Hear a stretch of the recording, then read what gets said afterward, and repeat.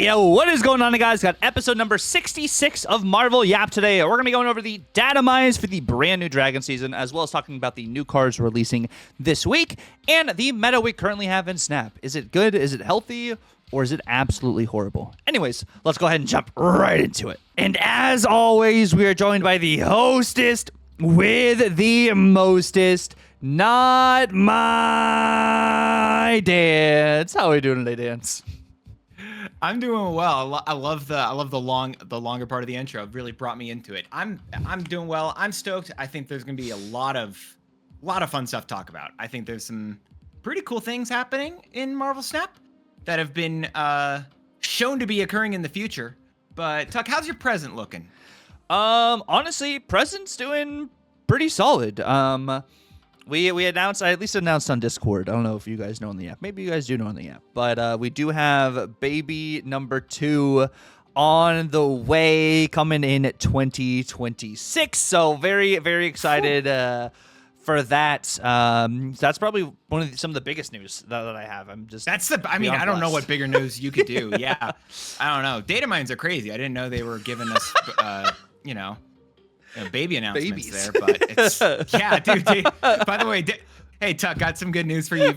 Datamine, there's some really cool new content coming to the Tuck household in 2026. Yeah, coming into my life. There's some pretty cool stuff. But Dance, how has your past week been? It's been solid. It's just been a good. It's just work and busyness. Part of the reason why we were so delayed, at least in this bit, is just due to the fact that patch got delayed due to busyness. I think like the internet went down for a bit. By the way. It's like, everything's built on only like a couple of web services apparently that just do everything. So Cloudflare went down and half the internet did. Makes me concerned. Dude, that makes me so scared when that stuff happens. And then I think it was like a week or two ago, maybe last month, AWS was having issues, the Amazon Web Services. And I'm just like, really? Just everything's going on the back of like these couple of websites and everyone died. Okay. Yeah. I'm terrified. It's all broken, We're all connected. We think we're a very intricate system of a lot of different variables that have to happen, but we're like all these Christmas lights, right? If one bulb goes out, the rest of the strip goes out, kind of thing. But like Dance was talking about earlier, what we're going to be talking about on the app today is we're going to be going over Datamines. We're also going to be talking about the new cards. We're going to be talking about Spider-Man Noir, which came out yesterday. We're also going to be talking about Deafening Chord, which comes out tomorrow, as well as Hydra Man that comes out tomorrow. But Hydra Man, of course, you have to earn. Hydra is actually on Monday. Hydra Man's on Monday. So Sanctum doesn't start till Monday. Nope, Sanctum does not start till Monday. A lot of people were thinking that. Okay, Sanctum starts tomorrow. They did an announcement. What is it? They even talked about all the Sanctum stuff. Sorry, this is like, I know we're talking about game modes and such. We talked about, we're going to talk about like game modes and stuff for next week because there's a lot of like game mode stuff data mined in this, and it's enough that we want to talk about it over a bit of time. But apparently the new, the Sanctum Showdown, it's returning. They're removing, they're changing the way they're balancing all the passes and such. Where I think in the past, we've always said, like, the pass is the best value. Yeah. The pass right now seems like it may not be as amazing value, and I'm interested in it. It seems like the biggest thing in it is that it's giving you Hydra Man pretty much upon, like, just immediately getting the Hydra Man as soon as you purchase the pass or whatever. So, you can still get it for free. They said that people who are free to play, they expect that they should be able to get it. But I'm also interested in how that's going to be balance-wise. Yeah. I haven't really read into that just yet. I've kind of been messing around with like Noir and just looking at the Datamines, and since Dance and I did have a day in advance, we had a little bit of time to kind of like formulate more of an opinion on these cards opposed to an immediate live reaction, which I think honestly is kind of helpful too, to be able to like just bounce some ideas off each other. But you know what's crazy, guys? I think we're actually going to jump straight into these Datamines, by the way. We're going to go right into it, head first, as we do have a brand new Dragon season. But I do want to note, before we talk about the Dragons, that Weapon X went from a 2-1 to a 2-2, and Aurora went from a 6-5 to a 6-6. Those are some of the changes that did happen for the December season. So just kind of keep that in mind. Like all of the changes. Yeah, those are the the only changes. good header. Yes. Let's talk about the fun stuff. Yes, which there is some fun stuff here. I'll save my general synopsis of the dragons till like after we've talked about them all. But we do have at least right now just Datamine with release dates. Starting off, we have Xiaolao the Undying as the season pass card, I believe, which is a 5-cost, 10-powered card with the ability on reveal get the last character you played plus 2 power for each turn you played 2 or more cards. Dude, I think this card should hopefully be interesting. I love the idea of this card. This feels like a cool big card, especially as like a 5-coster. Like that feels like they kind of really potentially hit 5-cost, like what you want to do for it. That feels fun. Yeah, it gives it more of an end-all be-all. And being at a 5/10 opposed to this being like a 5/4, give plus 2 power kind of thing. I wonder if the condition, like how many turns are you more often than not playing 2 or more cards? I think that's like a tough, or not a tough condition, but like a very specific kind of condition opposed to maybe some of the specific conditions we had yesterday. But so I'll tell you why I think I like this card. Okay. This is the Kitty Pryde card. You play this card on turn 6 alongside Kitty Pryde in order to let it trigger both of them. And then Kitty Pryde is thought to be safer wherever. And then all of a sudden you just add a bunch of extra power to it, or you can do stuff. I don't think you can do small ball things unless you're running Lucas with the Xiaolao stuff, but like you can, I don't know. I think there's a lot of stuff that lends into that old style of small ball Kitty Pryde stuff that I enjoyed before like end of turn became its own deck that you could do with Thena. And this kind of feels like it's going to be a different way to use that stuff, and I like it personally. This does give me some Shuri Kitty vibes, so it might be one of the things I test with, which is very interesting. But like talking about Kitty Pryde dance, we do have the next card being Lockheed, which is Kitty Pryde's Dragon. End of turn. If you played a 1-cost card this turn, afflict an enemy card here with -2 power. This is end of turn, by the way. So you can do this repeatedly, which I want to note before we go into all the dragons. This is affliction is like them blasting a card with fire. So whenever a dragon is breathing its fire, you're getting afflicted. Your burn is the -2 power, which I think is just cool conceptually. I love that they're doing that thematic. Like it's the affliction is a real thing in order to like be able to balance stuff as well. And I think it went back all the way to High Evolutionary when Thing just threw like a fire hydrant at something. And they're just showing it as battle damage. And that's still one of the best ways I think they could show it. They originally it was like all toxic stuff because it was actually like hazmat. But now zapping with Cyclops too. Bzz, bzz. Yeah, Cyclops zapping as well. Like I love what they've done with it. I like that stuff. And also Lockheed doesn't even say here. Yep. It's at least for the 1-cost card. It afflicts an enemy card here, but it doesn't matter where you play the 1-cost. So, gosh, I love it. This is and the fact that I think they specifically designed this to have synergy with Kitty Pryde. I do think just looking at these first 2 cards, ignoring Weapon X Wolverine, who's just glitched beyond his wildest dreams in terms of describing how he works, at least according to Snapped Fan. These 2 already feel like they are super cool and have fun stuff to do together. Yeah, and Weapon X Wolverine is the season pass card in December, which is why it's in this first week. Yeah. But I agree. I think I like this energy there. And then this is where stuff gets a little bit crazy. The next thing we have is a Series 4 skill, Majestic Wing Beat. On reveal, get the leftmost card in your hand, plus 2 power. If it's a 5-cost or higher, -1 cost 2. This looks really crazy. Agatha Hella card. Or just an Agatha card, Hella card. Potentially also a Fin Fang Foom or a Zombie Galacti. So that's one of my 2 ideas, Zombie Galacti, when I first saw this. And both my ideas are probably going to be bad, and you're correct. It's going to be whatever the other stuff you already said was. Zombie Galacti, because that turns it into, what is it? It turns it into a 6/6. And then, maybe, and this is even more cope, Fallen One. No, Fallen One is also a good shout, too. It's a 5-cost. You can end up playing it on 4. It is then a 4/7, Yeah.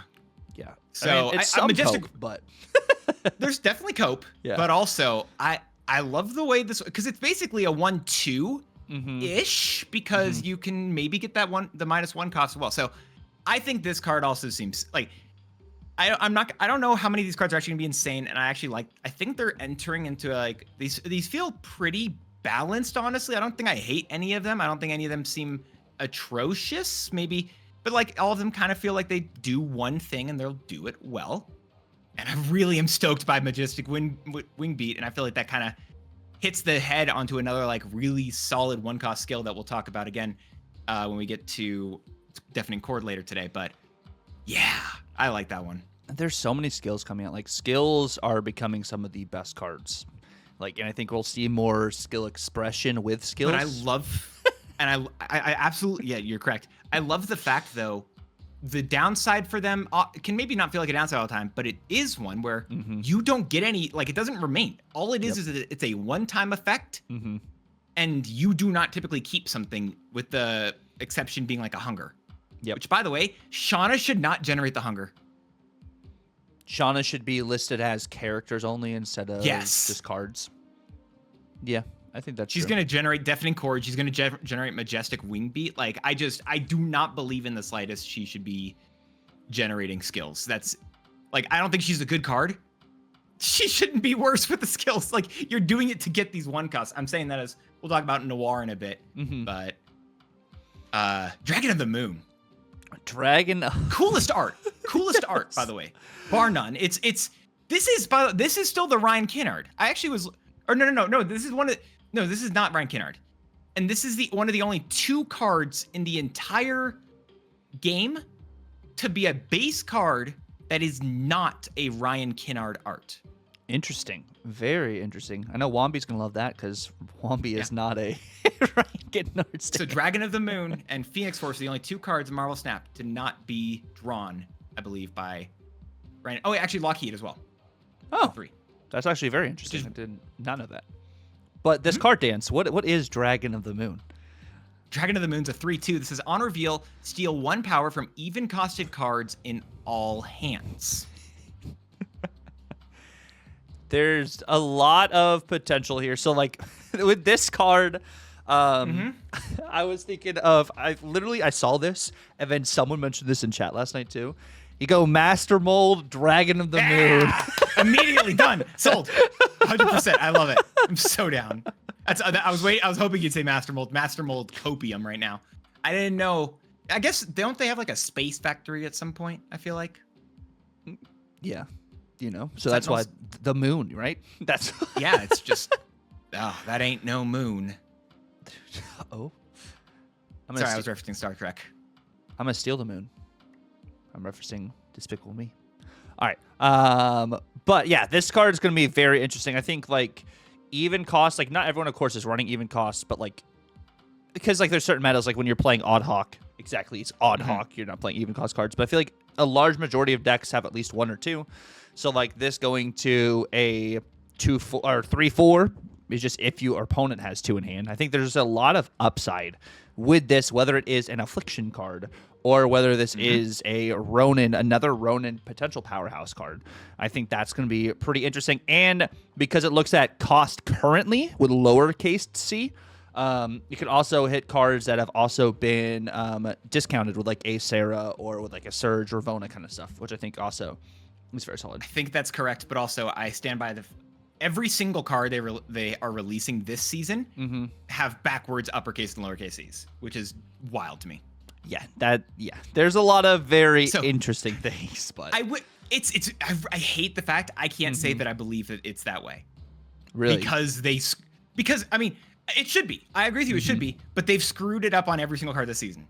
Okay. None of the cards this season have correct in terms of upper and lowercase for the cost, which if y'all don't know it, there's a thing they did like forever ago where they said lowercase c cost means that is the variable cost, whereas uppercase c is a base cost. It's such a minor thing that doesn't matter very often, but that's why Silver Surfer doesn't hit cards that were, get by Zabu. Your 4 costs that were done by Zabu. It only hits the base 3 costs. So they aren't consistent in this season with it, and it just annoys me. That's true. And that's why Jane also pulls cards that have been reversed by Mr. Negative. Yeah. And then now we're going to talk about some of these cards that aren't on the schedule before we go back to the cards that are on the schedule here. Sure. Because they were also data mined, which we do have Dragon Man, which is an end of turn +1 power, 4/6, sorry, end of turn, +1 power for each location that is full on your side, which is very interesting. You could use this. We had this last month. We had this last month? No, we saw it last month. They nerfed it. Oh, yeah. They nerfed it. I mean, it was a 4/4. I thought it went to a 4/6. That did +2. Oh. +2 would have been better. But you get Jocasta, you have Dragon Man solo a lane, and you fill your other lanes with your Jocasta Invisible Woman things, right? Honestly, that's probably a very real chance, yeah. But, like, can this hold a lane by itself? Maybe. It just depends on if you get the Jocasta Invisible Woman Prodigy line, right? That's like the... Yeah, exactly. It's going to be really difficult to do, but honestly, you probably can. Yeah. It's just going to be, a little difficult. Yeah, this card looks very meh. I mean, like, if you don't run Fantasticar, you run Dragon Man instead now. You don't get, of course, the exponential value you would get for the Fantasticar hitting all of your end-of-turn cards, but... Yeah, it's a little bit, I don't know. I don't know if I love it as much, but we'll see if if it does well. Yeah, I don't know about this one, but this next card, which, spoiler alert, potentially for next week, is that Celine pretty much has this ability, but we're getting this on a card that's actually going to be potentially in the game. We don't know when it is exactly, but we have the Brand of Xiaolao, which is a 1-cost skill, or these 1-cost skills. They're insane. On reveal, one of your other cards here steals 2 power from the character that costs the most in your opponent's hand. Why doesn't this say character? By the way, it should say character. One of your other characters here instead of cards.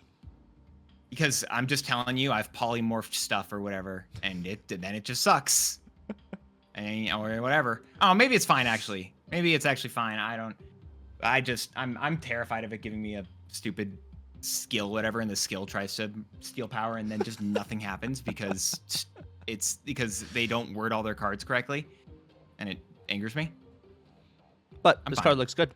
This card looks... It does look cool. Solid. Next we do have... This card is also crazy. Dude, I love the Dragon Breath. Yeah. Dan, what is the Dragon Breath? Yeah. So it's a 4-cost skill that says, on reveal, give a 5-cost or higher character in your hand +3 power. So not only do you do that, you get that, then you afflict an enemy card at each location with -2 power. Yeah. When I'm talking about stuff that's like, this is something you run with the Kitty Pride, like Angela, I don't know, whatever stuff. It's meant, like, this is meant, they're literally are setting you up with the Lockheed, with the Kitty Pride, with the Xiaolao. On turn 5, Dragon Breath and Kitty Pride as my face cam freezes, and then on turn 6, you get to play, You get to play Xiaolao and Kitty Pride. Yeah, I think that would work. Or you just use this in, like, Ajax Affliction. Like, you can have this as another Affliction card, opposed to having to, like, I have to Tempo Hazmat. Well, I'm going to play Dragon's Breath. Or even, like, Haivo. You know, I'm trying to get my Abomination value. Okay, I throw this down. I hit 3 cards across the board, and my Abomination goes to a 5/12. And then it gets discounted again on top of that, so it's a 2/12. I mean, that seems pretty good to me. It's going to be so good. It's such a good card. It has no reason to be as good as it actually looks to. It's going to be so good. I love it. Yeah, we don't have a release date, I don't think, for this just yet. No. These 3 are, we're going to assume they're dragons, but... Yeah, I think we have assumptions is coming out during that time, but I think all 3 of them as well also are Datamine to be Series 4, if I'm not mistaken, I want to say. Which, we'll talk about that. My thought process on the Series 4, or Series 4 cards this season are better than a lot of the Series 5 cards. I'm just going to say it. But that... I mean, yeah. I don't think there's anything incorrect about that. There's still Series 5 cards, like Cersei, that exist that are better than Series 0 cards, like Iron Man. I mean, that's true. But then we also have Lindley Iron Fist Dance. This is a fun card. Which is very interesting. This is a 2-cost, 2-powered Series 5 card. On reveal, add the Sword of Fushi to another location, which the Sword of Fushi... So it's Fushi? Oh, so it's Fushi. I thought it was. I didn't. I thought it was Fu. It was, I heard Fuji, like a J-ish sound, and I also heard Fushi. I think I don't know. Z Let us know, actually please. with like a Z. Fuji. I'm probably saying it wrong. Perfect. We understand. Please tell us how to say this card. We don't know. Yeah. But it is a 2-cost, 2-powered ongoing. If Lin Lee Iron Fist is here, he has +7 power ongoing. Dude, I love. So this card, when I see this is synergy with 2 cards that what is it? That I obviously it's meant to be like you can play the Iron Fist and you Iron Fist this back into like Iron Fist the other Iron Fist guy into the Sword of Shufi, however you say words. The other thing I really think that is a great shout with this is Aurora. Because Aurora gets the you have an on reveal and an ongoing you immediately get to put into your deck right there. Put both of them down. Like this would be a card you do with it. Oh yeah, because she would buff your Lin Lee and then buff your potentially your Sword of Fuji. Yeah. Okay. I mean, I think the concept is cool. You're like you said, you do need to move either the sword or move Lin Lee over to it, and that 2/9's pretty nice. And it's an ongoing card on the board. It would be really cool if it like worked with Swordmaster as well. But I wish that this worked with or what is it? The other thing I want to mess with this and hope it works would be bouncing Lin Lee. Getting 2 swords on the board. It's true. Well, why stop at 2? Could go 3, go 4. I mean, yes, but you can only put 3 swords in the same lane as Lin Lee potentially. Well, see, okay, never mind. You're right. You only need 2 because then you know what you do to make sure you want 4, right? You throw Moonstone there. Checkmate. Freaking a Moonstone. Bro, that is a 30 power 2-cost card. That is true.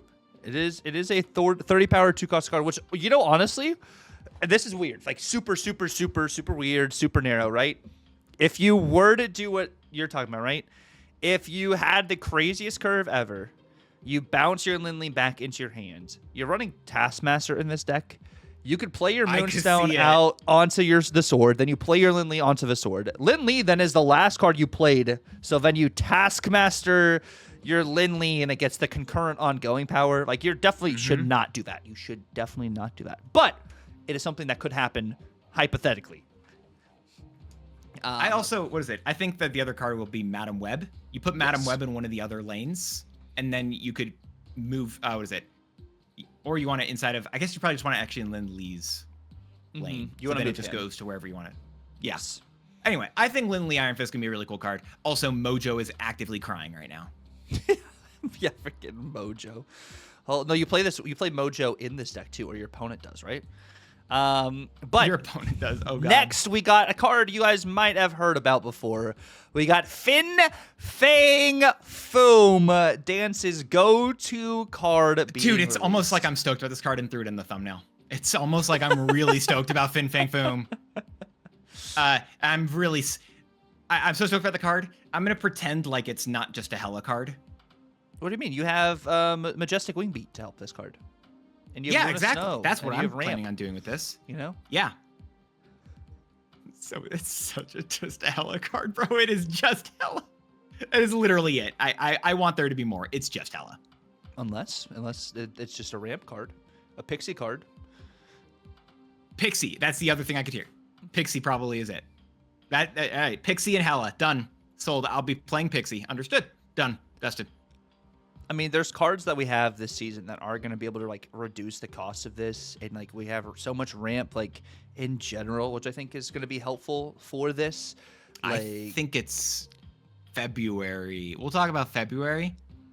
Some of those I think might be also a key. I mean, we have just other ramp cards that would work. Like you could literally just do Wave and get Fin Fang Foom out early, or you could do an Electro, and like you have options. Or you can do, come on, say the Black Knight, Lady Sif stuff. You can say that too.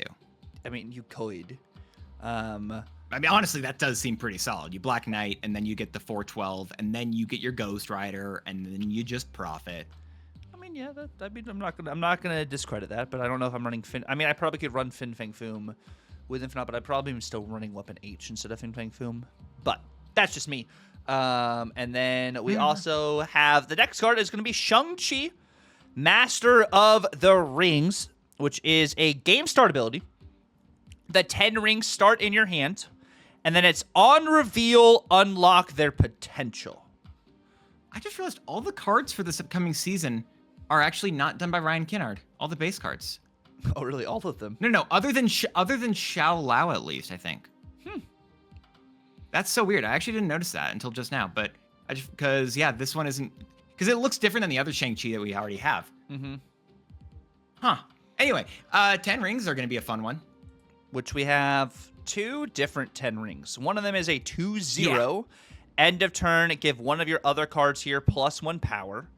And then the other one has no card art just yet, but it says end of turn, give your other cards here +1 power, and it is a 2/1. So the way, going back to Shang-Chi Master of the Rings, the way that it would work is on reveal, it basically will, if I'm not mistaken at least, will transform them from that first version to the second version. So the 2/0 to the 2/1.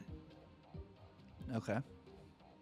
And then that is legitimately the that's it. That seems just like, I mean, the end of turn +1 to another card seems pretty good, but like, I would want something maybe cooler after, unlock their potential. Like, I would assume, something better than it just getting a point of power.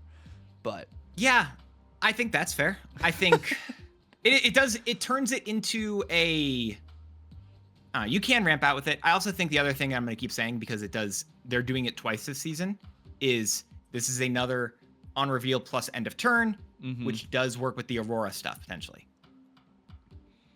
Yeah, you mean just having 2 cards for Aurora to be able to hit, opposed to like Shang-Chi being hit twice.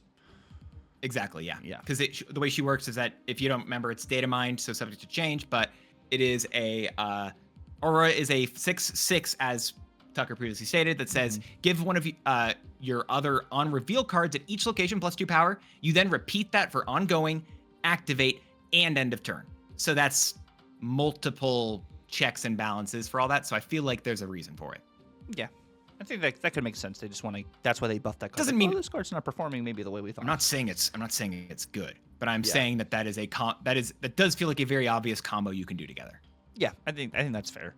And then next we got Dragon Lord, which is an on reveal 5-cost 5-power card. Put a card from your hand here. It is an LTE card, but think of the Greenstone from Infinity Ultron, but 5 cost.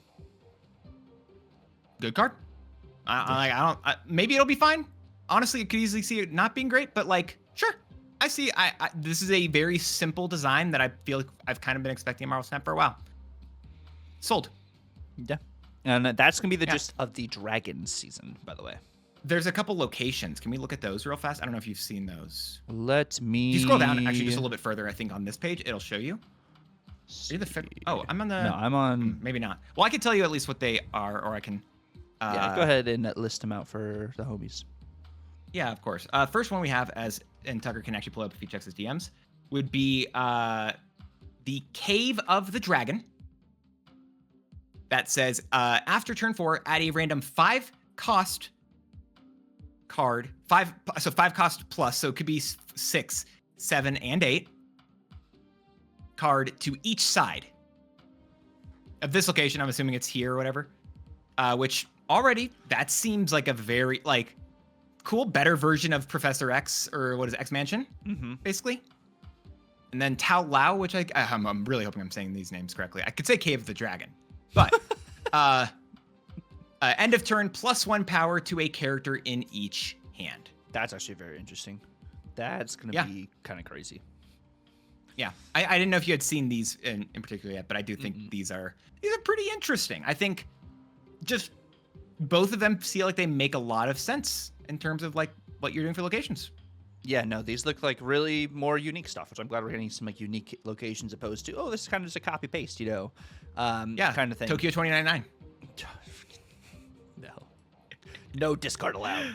And then in February, we do have, it looks like some Guardians of the Galaxy data mined. We have Moon Dragon, which is Drax's daughter, apparently, which is when end did of turn. Lao join the Guardians? Sorry, I really wanted to make that joke, but you were just like going. It was at the end. It was at the end of the season. We have season. What do you mean season? There's no seasons.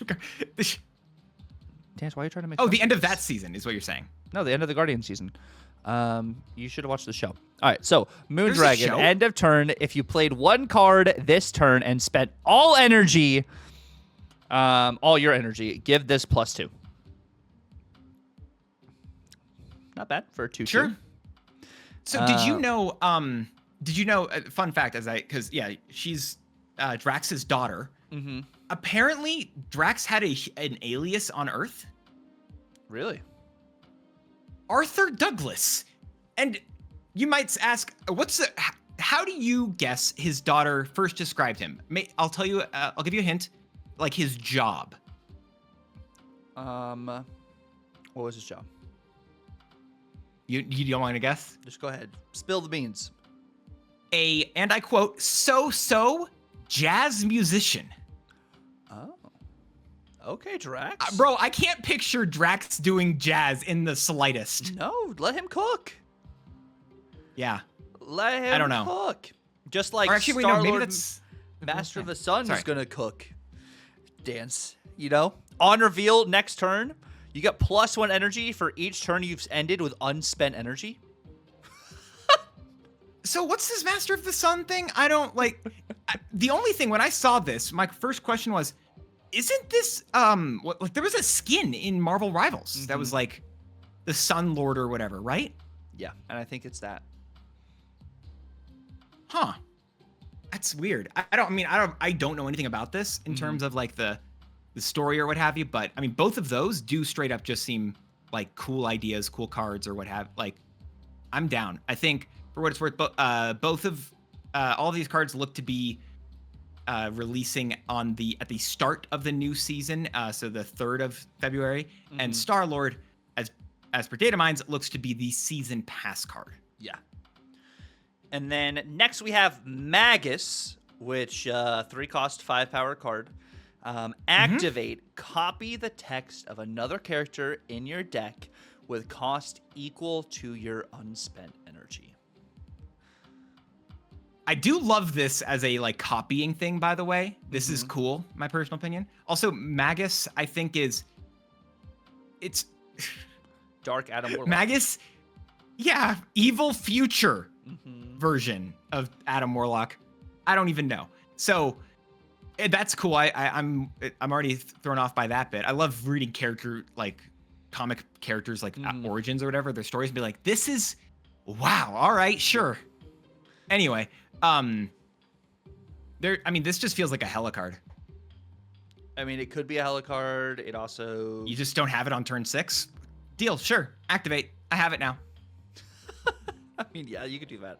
I feel like this card is going to be very interesting in a lot of like circumstances too. Like you could also like play out 3 energy. Like you play this in Surfer, you play out 3 energy instead of 6. So like you maybe have Surfer left in deck. You activate and you get another kind of Surfer after you filled the board. Like it'll be interesting. Or even with Warlock, you're floating energy. So then you can activate your Magus to also do stuff that turn kind of thing. Like there's some cool just options, I think, with this. My other thing with it is, and I really want, and I don't, my least favorite part about this card is the fact that you can't if you get a, you can't run other activates in your deck because those activates won't work again. Right.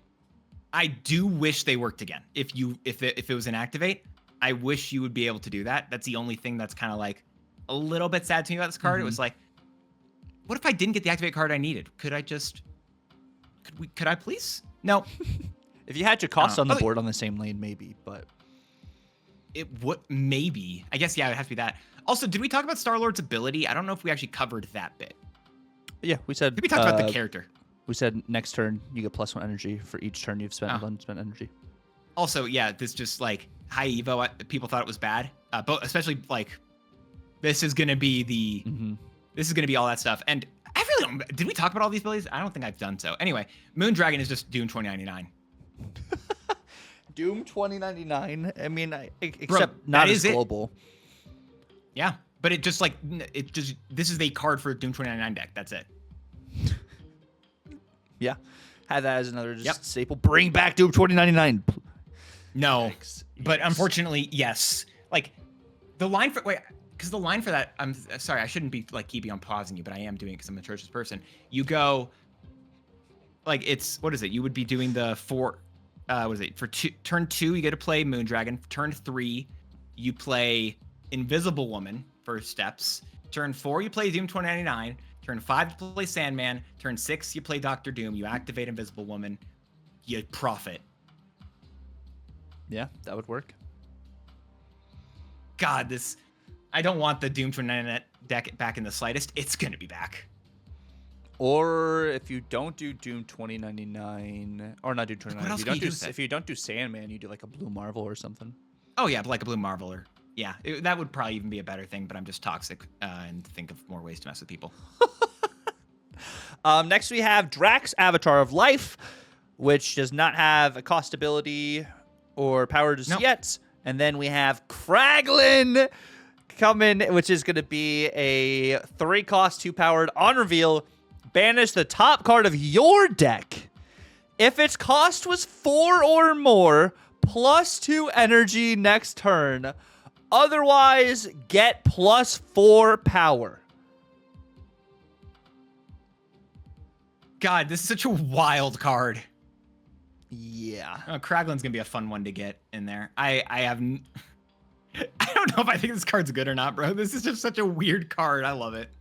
Yeah, no, this is going to be very, very funky. But, Kraglin and Yondu, the banishing, you know, kind of stuff is just cool. Oh, no. It's like, it's super thematic. It's super cool. And it also hits your own deck, just showing his own, at least in the movies, his own, like, inability to, for back of letter word, perform.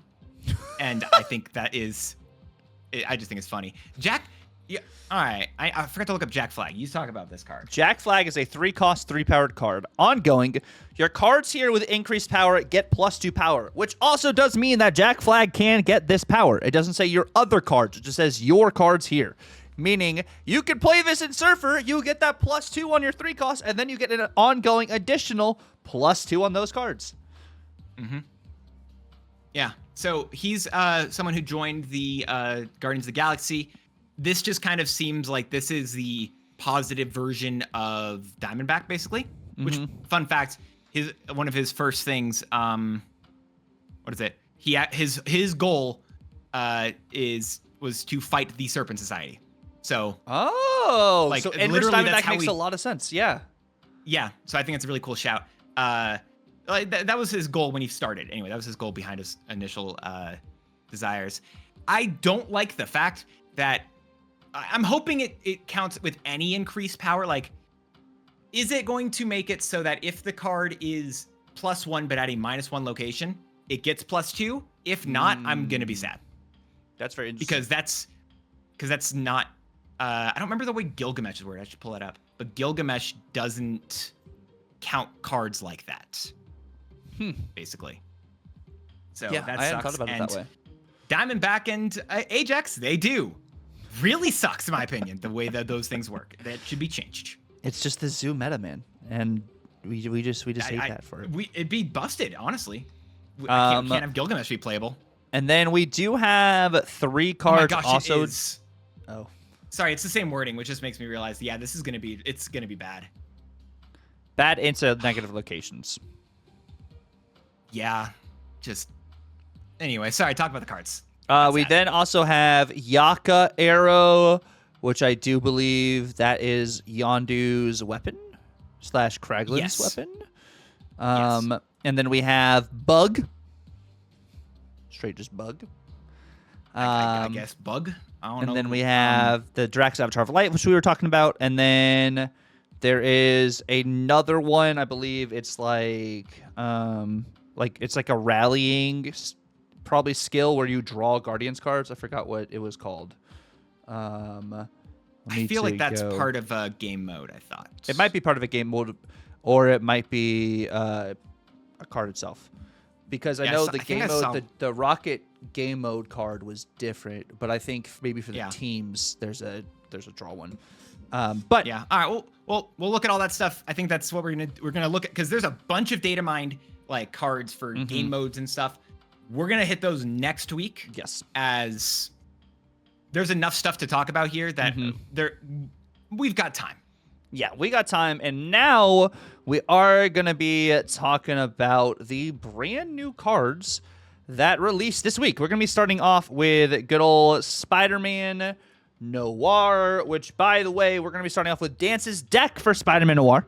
Which, if you guys also did not check it out, Dance actually just made a new video on this deck, which performed incredibly well for him on ladder. He said, I cannot confirm nor deny if it was because of Spider-Man Noir, but this deck did perform really well, which if you guys do want to check out this video, by the way, it will be down in the description below.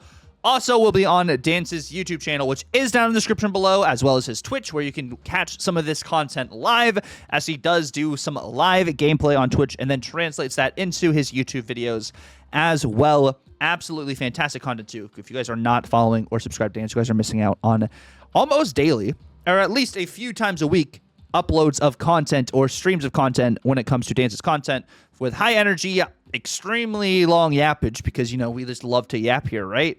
Yeah. And just very welcoming channel as well. So if you guys want to check out Dance's info, that will be down in the description below. But how do we feel about the Spice Rack over here when it came to Noir? I think this deck is really good, and Noir is here.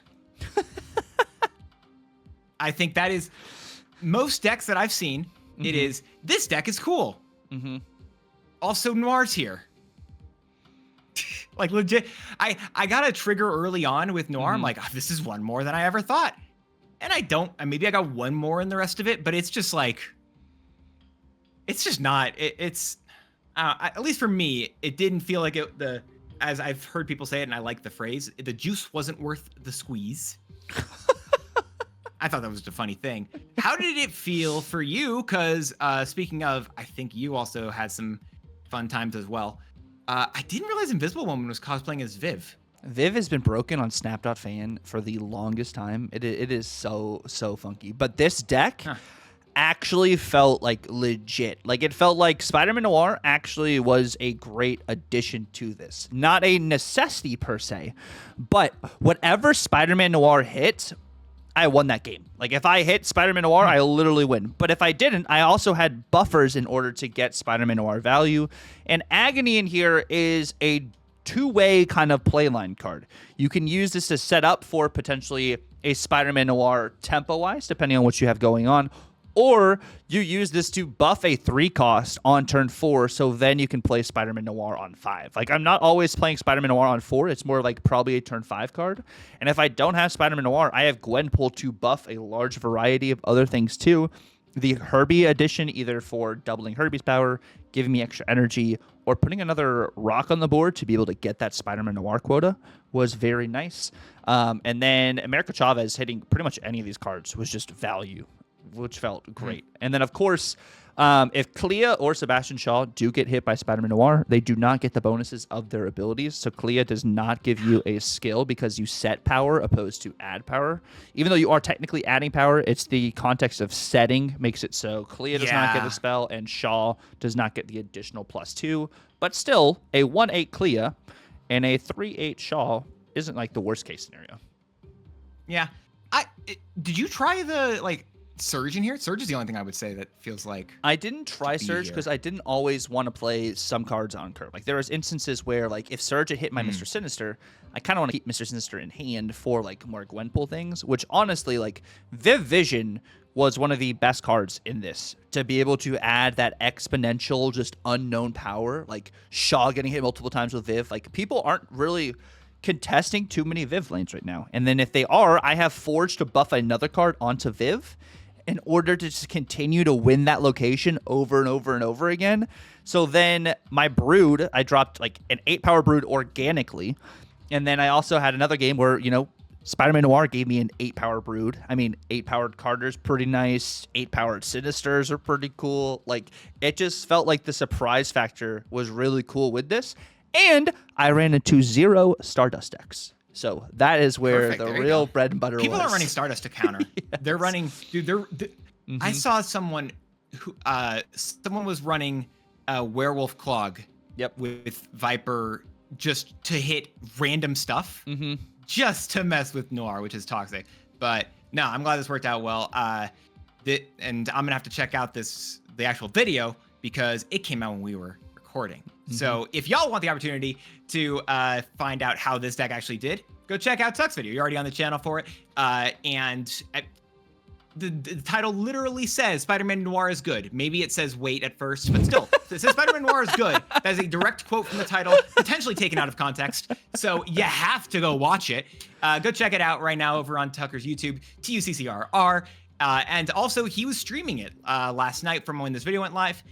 And that video went live as well. So make sure you're over on his Twitch, same handle, TUCCRR. You're gonna be able to find all the great content, all the fun stuff that he does absolutely kill it with. He also did a whole Datamine review more in depth than what we did today because we didn't want to spend forever because we already are gonna be, we got a lot of stuff to go through. So make sure you go check all that stuff out. Follow him on TikToks, the Twitters, everywhere. Tucker, that's the guy. He's absolutely gorgeous, and I'm jealous of his beard every single day. That's why I gave mine up, just to do a mustache.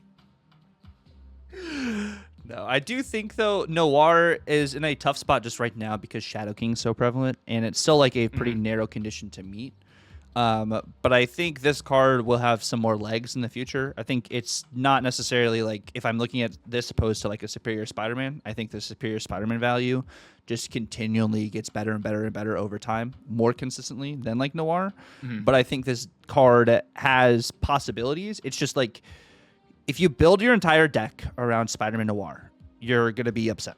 Whereas like something like this, you're not building the entire deck around Noir. Noir is a caveat, and you're trying to hit your Noir, yes. But you have other options. You're like, well, it's turn 3, turn 4. I haven't seen Noir. We're saying scrap this. I'm doing other stuff, and I have buffs to do. Where opposed to like a Wiccan, if I don't hit my curve going into Wiccan, my Wiccan deck is pretty much cooked, right? Which, I mean, you could play around it, potentially offset that. But I think Noir kind of has a little bit more grace there. And well, no, we'll see what happens with Noir in the future if it does, get better and stuff. But not upset with it. I do think it's like an OTA away from like actually being okay. Like this, I honestly thought it was gonna be a lot worse. It actually feels more reasonable than I expected. Legit, I want it to go to a 4-8 because it has the 8 on it, but also a 4-7 would also make it. I think it is just completely playable. I think at that point, 4-8 would be like literally this card actually is like good. With that it'd be good at that point. But also like it is very fragile, so maybe it is honestly fine at a 4-8. I might actually do a dumb video on this in the next coming days. But I was trying to see how many like of these quest cards like Noir you could throw in a deck. I may or may not have something cooking with Galacti, Dormammu, and Noir. That sounds now. Is it a good deck? No. Is my win rate much better than I deserve? Yes. And that's enough for me to be like, listen, I'm not saying this is good, but I am saying I might be cooking. It's not the worst thing ever, It's fun, and baby, you can win with it. Which a card you're probably going to be winning with this week is going to be Deafening Chord, which is the 1-cost skill that releases tomorrow, which is on reveal, afflict an enemy character here that costs 3 or less with -1 and remove its text. Oh, I think this is pretty strong. Card of the season. This is definitely, I think, best card of the season, my own personal opinion. I think that's what it's been echoed. The big thing that's going to change whether this card is really good or not is going to be how does it actually, how difficult is it to just be random? Because a singular other card there reduces, that costs 3 or less, reduces the card that you maybe want to hit into a 50-50 chance. Maybe going into a 25 or a 33%. So, that's the question, and I'm wondering if, especially considering Second Dinner's saying this card is fine to release, maybe it's actually a little bit harder than we think. Still good, but a little bit harder.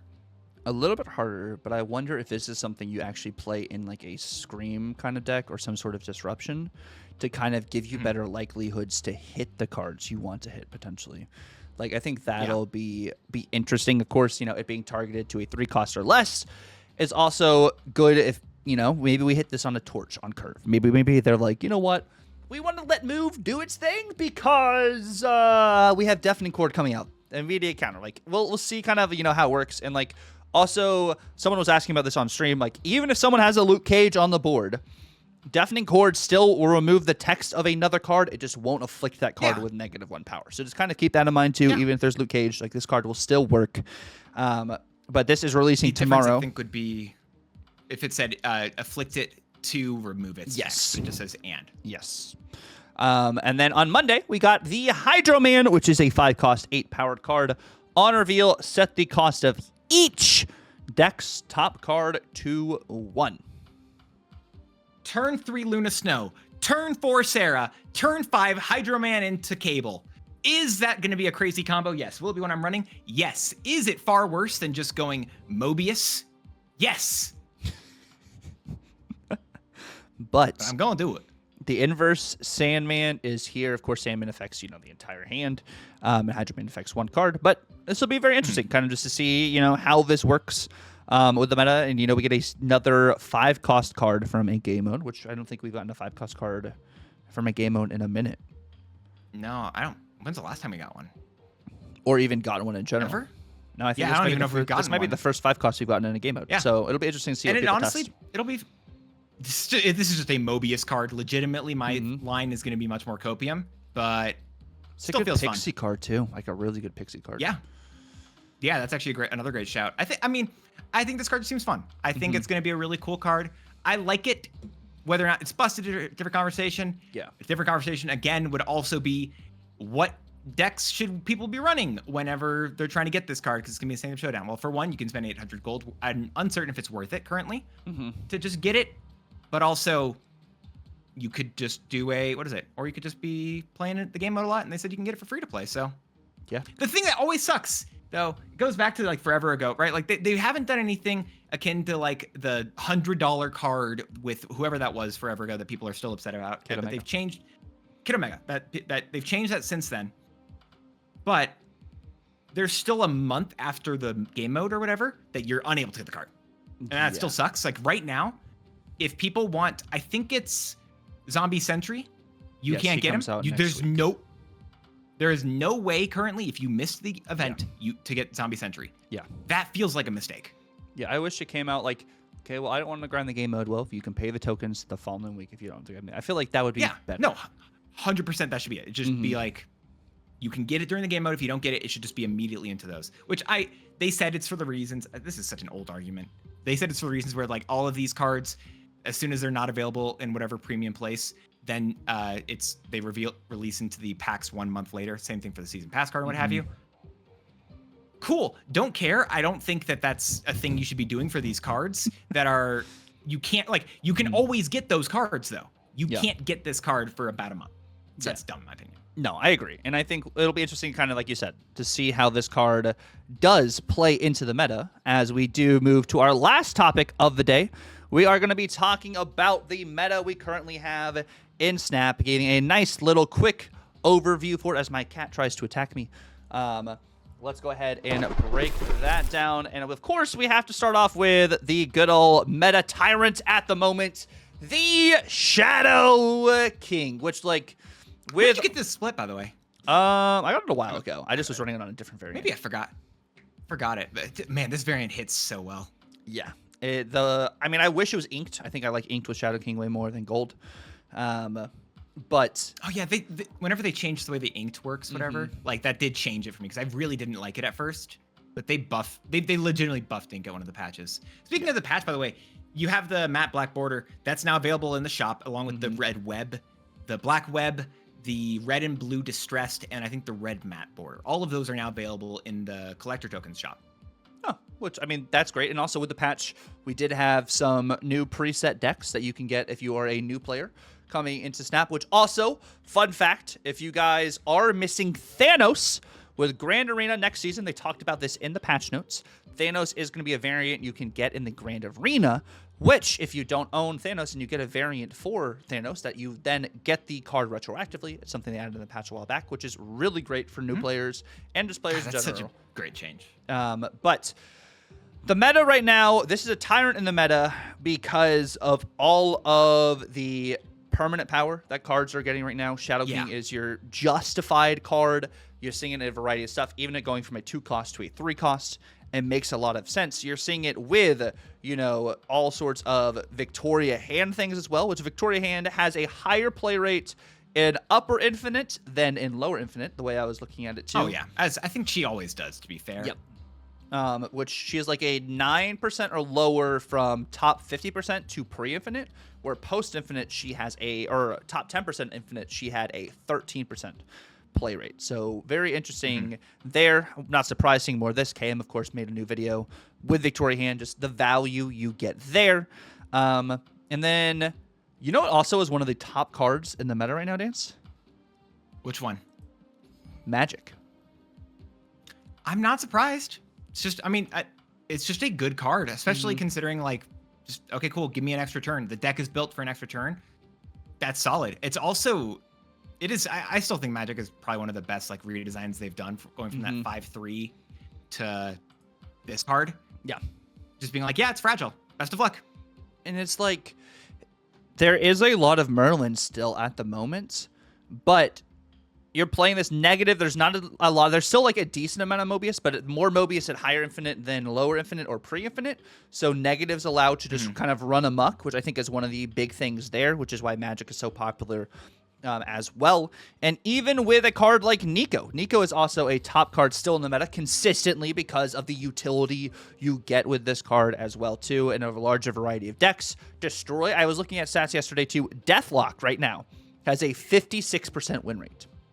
Deathlock. Oh, interesting. I would have been surprised about the Deathlock one, actually. Yes, which it was a lower play rate because not maybe as many people are playing Deathlock, but Deathlock has a higher win rate. And I was even looking at top 10% infinite. People, Deathlock had like a 56% win rate. And I was like, Destroy top infinite with Shadow King running amok is very interesting. Shadow King had a 17% play rate, and looking at the cards, it went Shadow King 17, next card 15, and like 14. Like, we don't necessarily have cards in the 20s, in the 30s, in the 40s right now, which really makes me think prospectively, the meta still is fairly wide open. Maybe you're unfortunate and you're seeing the same decks on ladder right now, but you can play a large variety of things, and I'm interested to see when Deafening Chord comes out, how that genuinely does affect the meta at a Series 4 1-cost card. Are we going to see less fair decks and more tech decks? You know, like there's fair decks, there's unfair decks, but I wouldn't be surprised if we continue to see more tech and we run into werewolf tech this next week. Oh, I think werewolf tech's a very real thing. I don't know if you were actually looking at Untapped currently. So last week, I don't know how long you were looking at, and top 10% of Infinite. Did you see the number 1 most played deck, at least according to what I'm seeing here? I kept seeing the the Storm Legion deck was one of the top 5 decks, I believe.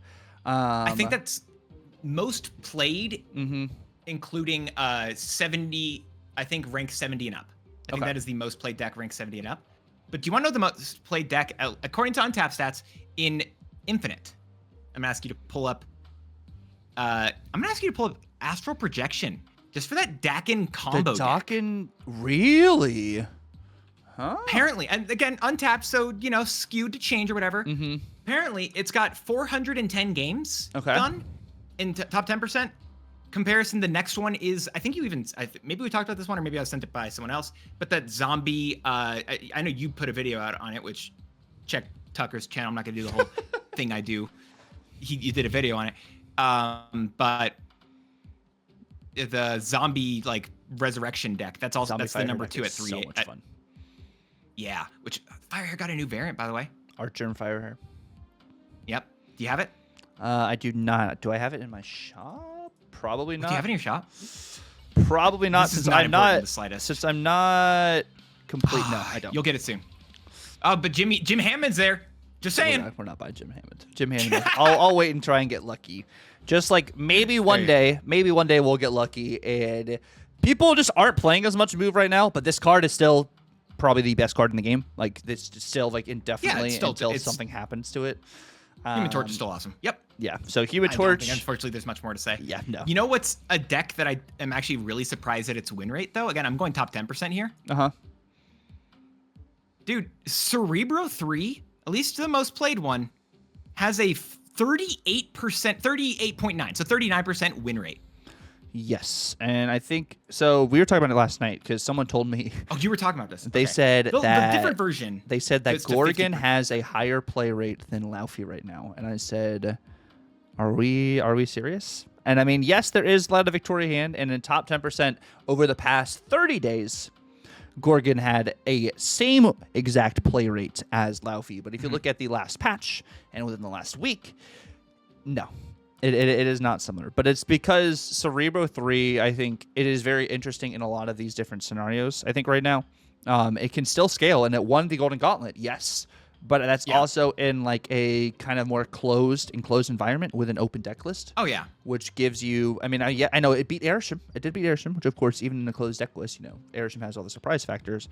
But I think having open deck list gives you that other advantage as well. If you know your deck and you know what your opponent can do to be able to set things up. Whereas like if you're not in an open deck list, Cerebro I feel like can struggle a bit more, and it is still a pretty skilled deck I think to play. I also think it's so location fragile. Yes.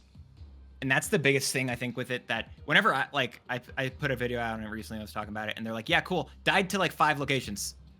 Thanks.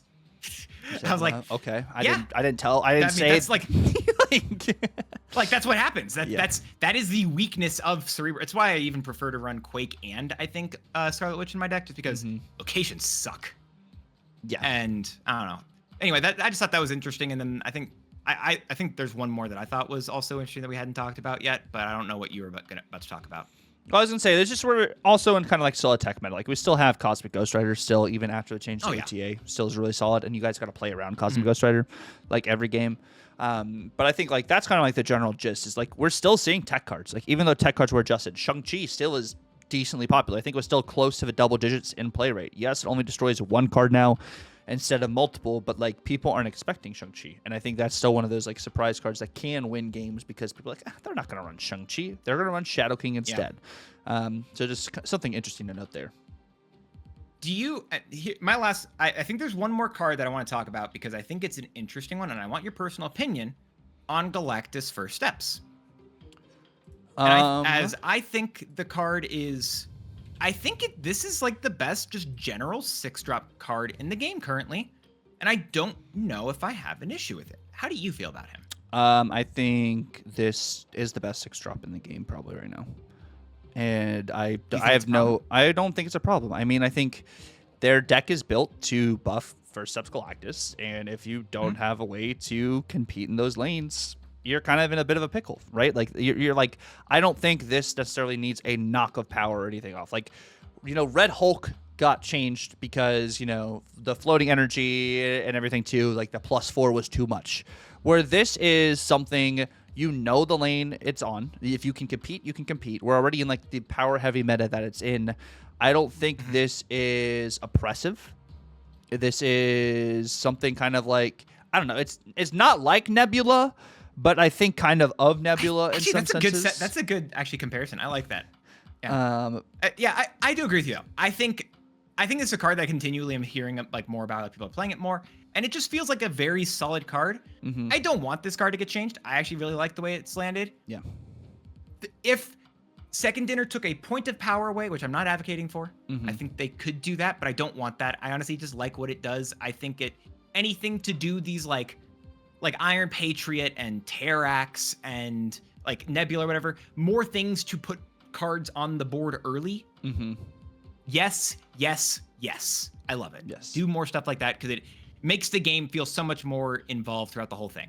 But this was the only other card that I felt like was a really solid, it's been a solid piece for a bit that I thought was pretty interesting.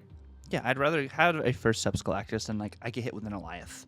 Or, like I get hit with like something crazy. Like I lose to First Steps Galactus. Okay, well, I didn't have my cards to be able to counter the lane that First Steps Galactus was on. And, I had to play around other lanes. Like, it feels bad sometimes. This card gets bigger, but you see the power, of course, in hand and stuff and everything, too. There's ways to combat it, opposed to, like, am I floating energy, like with Red Hulk? Like, I had a bad card. I float energy. Like, I can't do anything. Whereas this, like, well, maybe I had to float energy, but I was able to contest that lane, so First Steps Galactus doesn't get that extra power. So I feel like it's a bit of a less feels bad there. But let us know. What do you guys think about the first steps, Galactus? And for today's word of the day, it's actually going to be you telling us what your favorite 6-drop is. Whatever your favorite 6-drop is, go ahead and put that down in the comment section below. I have one more thing I'm going to say because I've meant to talk about this in the Datamines section and I didn't. Due to just like looking at titles and such, it looks like March, I think, is supposed to be an apocalypse themed season. Okay. Is what I've heard. And Tuck, I was talking with you about this pre-yap, and I actually said I was going to mention this during the app because I was wondering if we had gotten any hints or whatever for April, and you had some copium you wanted. Yes. You wanna share this? The new season of Daredevil comes out next year, I believe, around that March-April timeline. So I was like, maybe we'll have like a Daredevil season or something in March or April. Yeah. Now I'm not confirming or denying anything. Obviously, Datamines subject to change. I'm gonna read you the. Let's see. Let's go with the last 10 titles Datamine as of this. Okay. And I'll let you hint it, and then you send people off. Okay. Ninja cult deprogrammer died, quote unquote, in a prison brawl. Okay. Hair gel is the real hero. Martial arts beatdown recipient. Okay. Radar sense ya later. Okay. Missing a few eyes. Okay. Kidnapped yet again. Okay. Wide crime lord. Oh. Not a real lawyer. Shaves with double commas. I'm not saying that there's a Daredevil season happening in April. But there might But Tuck, be. you want to send everyone away? We might have a Daredevil season in April, and we want to say that'd be pretty sick. We're gonna get Matt Murdock. We have Daredevil. We have to get Matt Murdock now. Dude, we're gonna get more. Give me more. Like I even posted atrocious thing on Twitter where it's like, this is my concept for Gwen Stacy and Marvel Snap. Give us Foggy Nelson, bro. Oh my gosh. Oh. Foggy Nelson doesn't need to die. No. But like he can still be a character. We'll get Foggy. We'll get Frank Castle instead of Punisher. Like we're gonna have everyone just by their aliases. Stick should have been in there. That's true. We'll get Stick. We'll have a whole entire Daredevil season. But thank you guys so much for watching the video. If you guys stick around to the very end, like we said, let us know down below what is your favorite 6-drop in the game. It's been real. God bless and laters.